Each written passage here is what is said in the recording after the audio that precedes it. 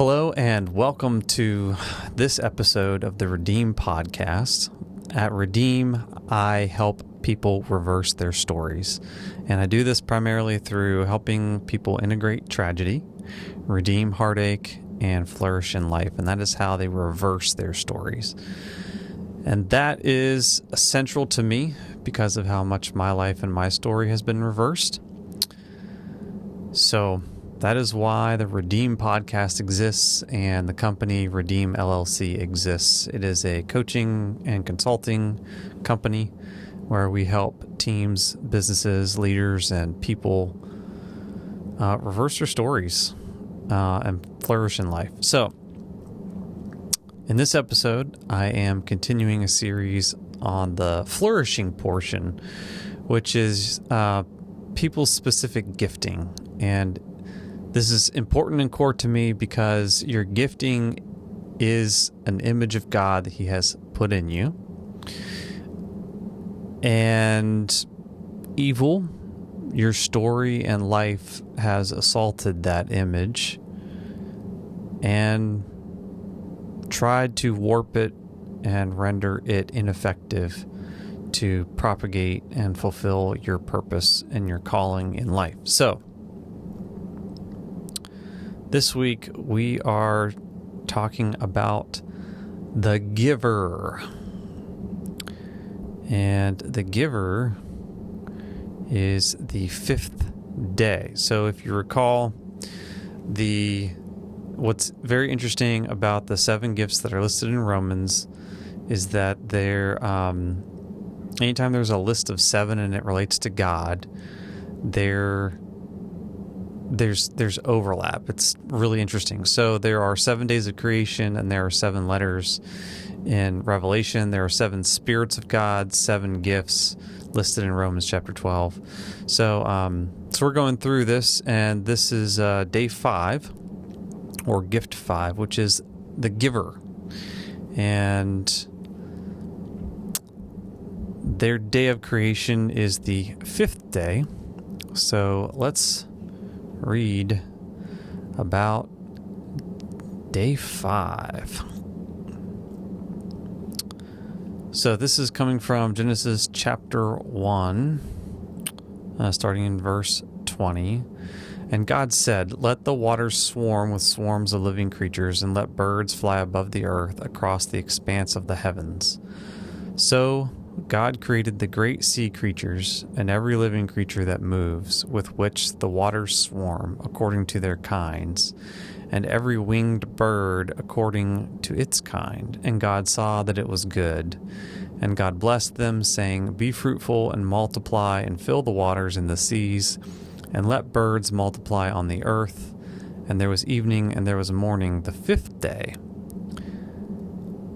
God said, "Let the earth bring forth living creatures according to their kinds, livestock and creeping things, and beasts of the earth according to their kinds." And it was so.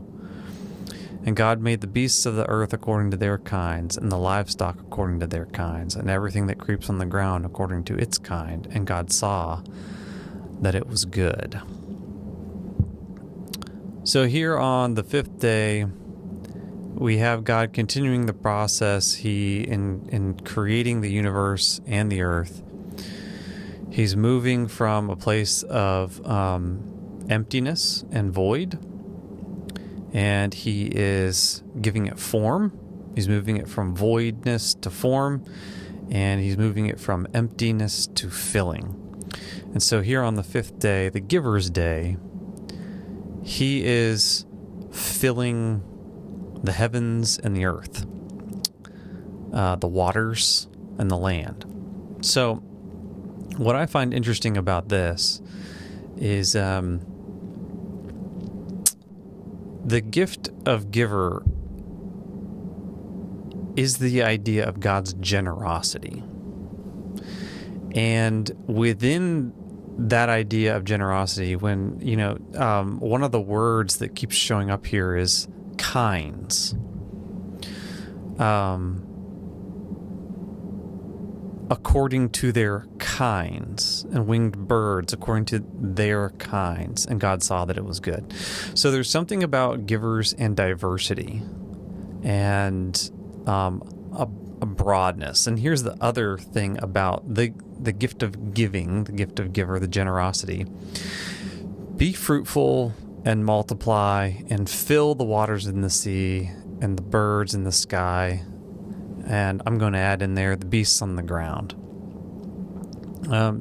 And what's interesting about reproduction in particular, being fruitful and multiplying, is that it's not a linear progression. And this is true about givers. It's incredible.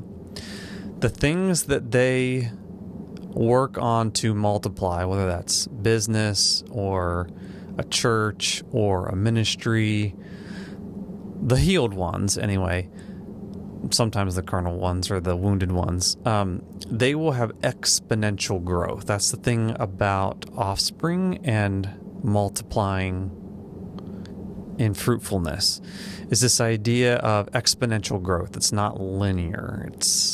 And so they can get, givers in particular are gifted to get inordinate amounts of return on investment, which we'll get to later on, that wounding and what kind of gets in the way of that generosity going out and reproducing.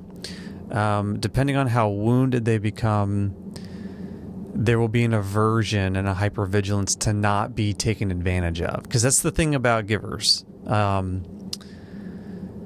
The really wounded ones who've been used and abused, they will have a reservation to their generosity. And some also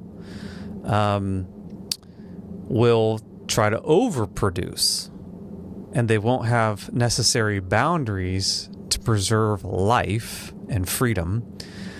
They will try to expand and meet everyone's needs rather than recognizing their limitations on time and energy and focusing on the things that God has called them to help multiply. But that'll be a separate conversation. So here, for the giver, those who have the gift of giving, multiplication and diversity.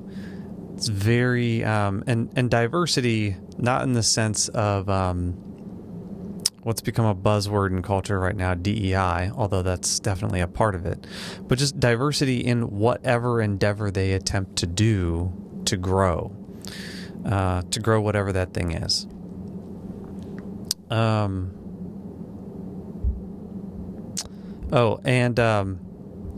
so within that, givers can sometimes be extremely detail oriented and need specific details. That's something else that is true about givers. Depending on what other things come into their, depending on what other supporting gifts, because I don't think you just have one primary gift, although that is the primary. I think you have supporting gifts. So depending on the supporting gifts, you will also, that will cause differences in the expression of your primary gift and how you have been formed by your primary caregivers or your parents. That also matters in how you express your gifting as well. Another conversation. All right, Revelation chapter 3. The 5th letter is to the church in Sardis. So this is Revelation chapter 3, verse 1. And to the angel of the church in Sardis write, the words of him who has the 7 spirits of God and the 7 stars. I know your works. You have the reputation of being alive, but you are dead.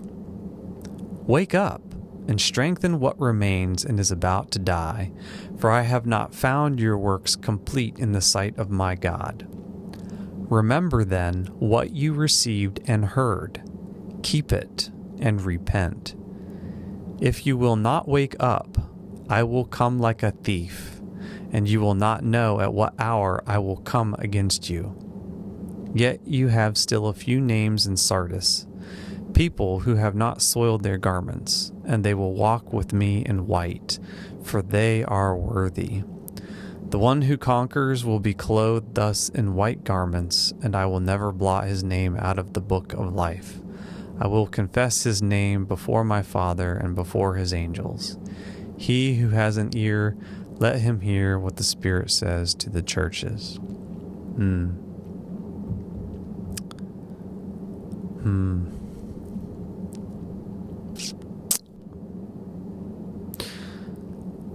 The interesting thing about givers is they're also hard workers.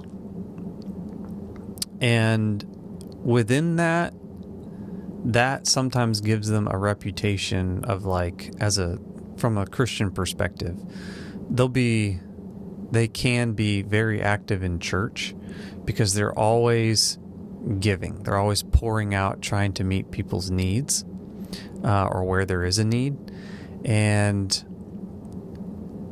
so people will often perceive them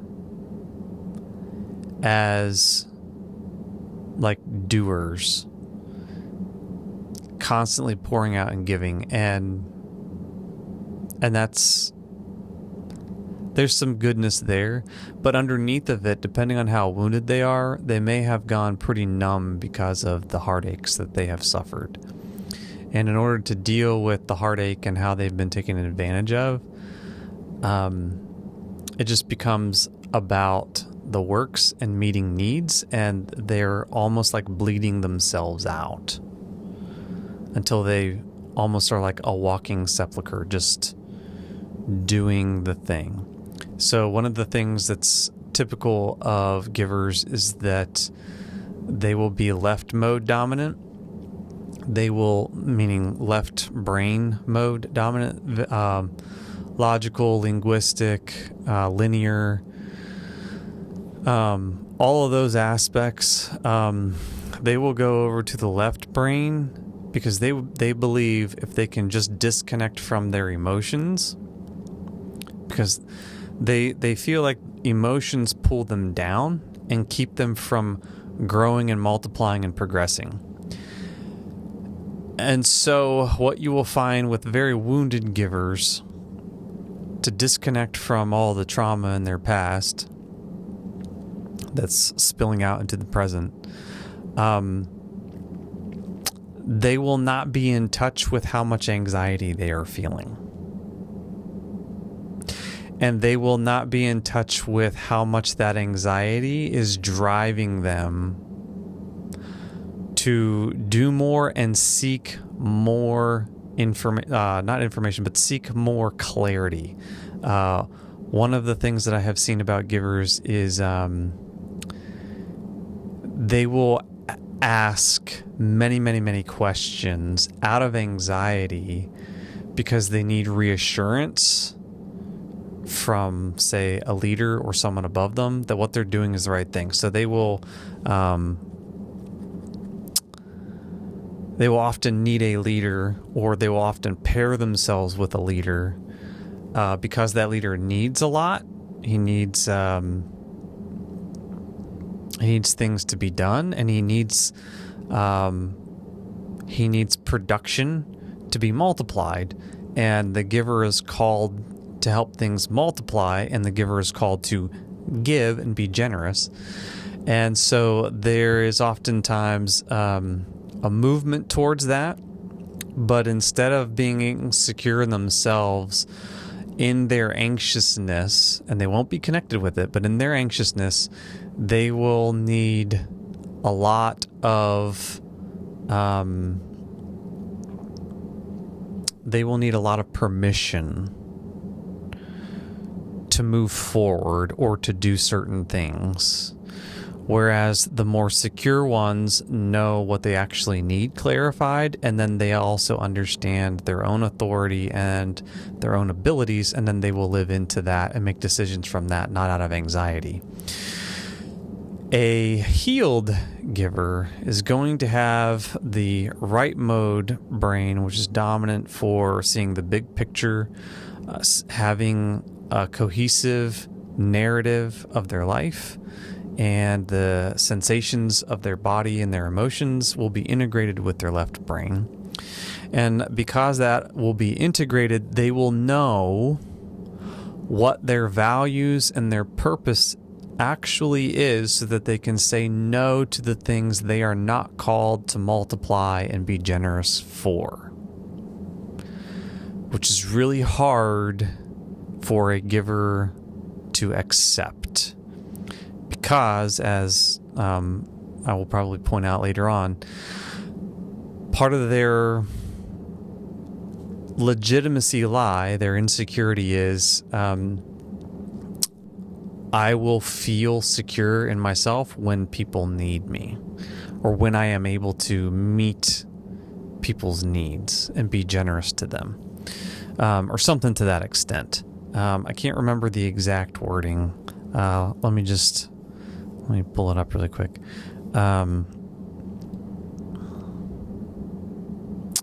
Yeah.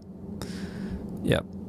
I'm legitimate when I can provide for others in their need. It's very similar to the servant gift, but there's a bit of a difference there. But coming back to Revelation chapter 3. So remember then what you received and heard. Meaning, so going back to you have I know your works, you have the reputation of being alive, but you are dead. Wake up and strengthen what remains and is about to die, for I have not found your works complete in the sight of my God.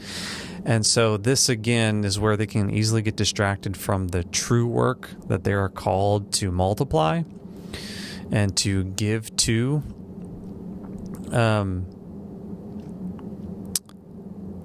They need to know what they have received and heard, that they are secure in their relationship with God, so they can fail, and that's okay. And they need to find relationships that they can truly trust. Not people who use them and then cast them aside. And because givers are so others focused in being generous, they're usually not thinking about themselves, and they're usually not feeling what they're feeling about themselves. Or they're not feeling what their selves are feeling in the moment, because your emotions are really good indicators of what is happening. The sensations of your bodies can be trained and can be very good in secure relationships to figure out what is going on. But if there's a lot of abuse, if there's a lot of wounding, if there's a lot of being used, that intuition gets warped, and then that's where they disconnect from the right hemisphere and go more to the left hemisphere to try and analyze everything. So they need to remember what they received because God has given to them and what they have heard. They need to keep it and turn from doing the things that bleed life out of them, but do not multiply life in other people or to the organization or whatever thing they're called to do. And here's kind of the scary thing. I mean, here's the consequence. If, givers, you do not go through your healing process of how you were used and abused, if you will not wake up, Jesus will come like a thief, and you will not know at what hour he will come against you. Yet, there are some, and here's, I think, something that is core to a giver. They want purity. There are some people in Sardis who have not soiled their garments, and they will walk with me in white, for they are worthy. The one who conquers will be clothed thus in white garments, and I will never blot his name out of the book of life. Givers are meant to create life, multiplying life. And they are meant to be pure. And there will be this honor in which Jesus will confess your name before the Father and his angels. And that is the promise of the giver. So, here are some other qualities of the giver. The giver is given the principle of stewardship. So let's unpack that a little bit. Stewardship being, and this is also why they are specifically interested in helping kings, helping leaders. They are attracted to leaders because a leader will delegate authority to a giver. And then leaders in particular love givers because they're so oriented on helping the leader build his kingdom by multiplying the output and the offspring or the fruit of the products and goods and services of that kingdom, business, or organization. And so they make really good stewards and overseers within a realm, whatever that realm, whether it's an organization, a business, a family, whatever it is. Maybe it's programming. They're really good at overseeing and stewarding well the resources that they've been given. So here's some qualities of the giver. Has a generational worldview and is focused on trying to prepare the way for his family and others after him. They can be nurturing, and they can create a family environment to foster relationships. Oh, and here's this next characteristic, 100% true. They're very independent, and they like to stand alone. They do not like to look to other people for help, and sometimes not even to God. I have seen that to be true. The more wounded they are, the less they are to look for help or ask for help. And then here's the other. They resist being conned, manipulated, or guilt-tripped into action. And that has to do with the wounding of their generosity that they want to give to other people and help. And because they want to give, that often gets taken advantage of. And so then that part of them has to shrink because they become more protective of that because they don't want to be taken advantage of and used. So sometimes they may have a tendency to feel manipulated when others withhold information from them. They do not like people who do not tell the truth. They do not like people who are false. And that has to do, again, with their desire for purity. They're able to relate to a wide range of people and are natural networkers. They give well and wisely, not impulsively. They detect problems in themselves, but not in others. This is also true of givers. If givers are given negative feedback, they will go internal with that negative feedback. They will not think, oh, you know what? This leader was actually a jerk to me. Instead of thinking that, instead of being others-centered with the problem, they'll see the problem in themselves and then try to work to make themselves better. But a healed giver is able to hold both. Both that they have their own problems, but the other people that they help and serve also have problems. Tends to be frugal with family members, which can cause friction. So they'll probably be generous with other people, but then when it comes to their family, they'll try to preserve resources, which is then sometimes hurtful to the family members. Desires to keep life private. That's also true. They don't like sharing details of their life, so specifically about their marriage or their children. They don't like to go in detail about that, and they need a lot of time to really know that it's truly safe to be open and real. They're not confrontational by nature and doesn't like to deal with old problems. That is 100% true. Tends to find bargains, good deals, or discounts before making purchases. Oh my goodness. That is 100% true. May tend to see money as a source of security. They can birth, nurture, and protect new things and new ideas. New things arise and grow at a greater pace than other gifts. And there it is again, that exponential growth. So, major weaknesses: independence. The more wounded they are, the more they will not need others.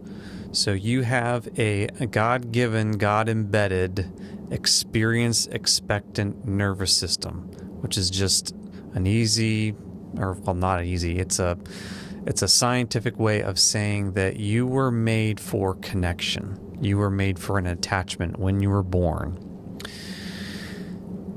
But the major weakness of the giver is that they will seek independence, especially the more that they have been wounded. They will suppress that need when it arises. So they tend to be more on the avoidant attachment style. But they could also be ambivalent. Depending on their style, they could be either or. But I see more often than not, they tend to be avoidant. And specifically, they tend to be avoidant in conflict.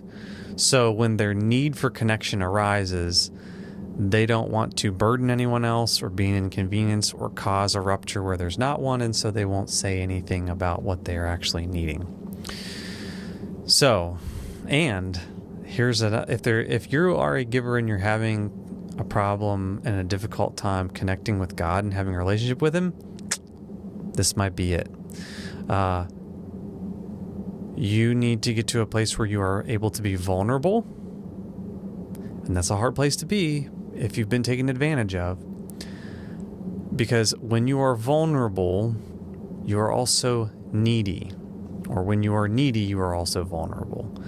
And when you reconnect with those things, that is how you actually connect with God and other people.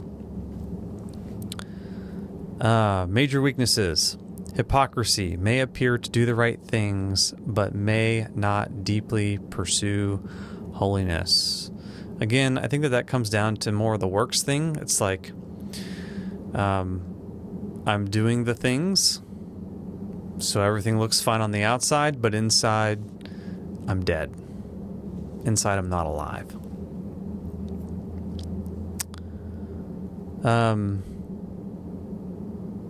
Another thing about givers is they will sometimes come off as controlling and manipulative. Desires to control based on fear of the unknown and risk. Tries to manipulate God and people. So that's like the major... I don't know if I necessarily agree with that quality. I would qualify that with a little bit more nuance. I have seen that when they come up against the unknown and risk, they do, depending on how wounded they are, that's when like the hypervigilance and anxiety will actually come up from the bottom up into their body and their behavior, and they won't be aware that it's happening.